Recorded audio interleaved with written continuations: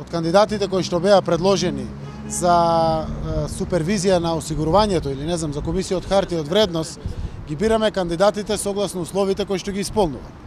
И согласно тоа се трудиме да имаме и територијална застапеност, се трудиме да имаме и застапеност покрај законските неопходни услови, аспект на жени, на мажи, родовата еднаквост или слично, и така ги носиме одлуките. Ние сме само предлагач, конечната одлука ја носи парламентот во Република Македонија, но јас мислам дека секој граѓанин во нашата земја има право да конкурира, да биде кандидиран, да бира и да биде избран. Така да секако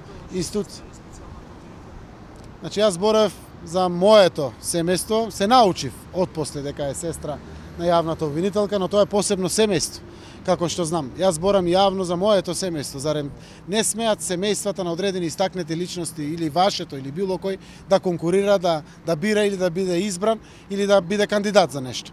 Така гледам на работите. При начинот на одлучувањето дали има судирни интереси, дали е тоа законски дозволиво или не.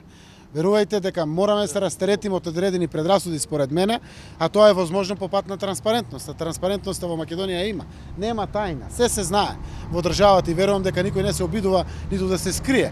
Еве сестра на специјалниот јавен обвинител конкурирала, поднела документи, аплицирала за одредени места.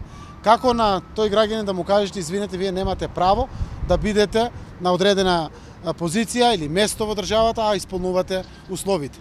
Тоа не е нешто со јавното обвинителство, ниту пак е нешто со судството поврзано, ни пак има некое поврзаност во одлучувањата. Од тој аспект јас верувам дека носиме исправни одлуки таму каде што одлучуваме, но јавноста е тука. Слободно коментирајте ги, јас ве охрабрувам. На крајот, ако има дури неетички дел, нека се истекне тој неетички дел, секако ако има незаконски, да се спречи тој незаконски дел, но искрено верувам дека секој граѓанин треба да има еднакви права по устав и по закон.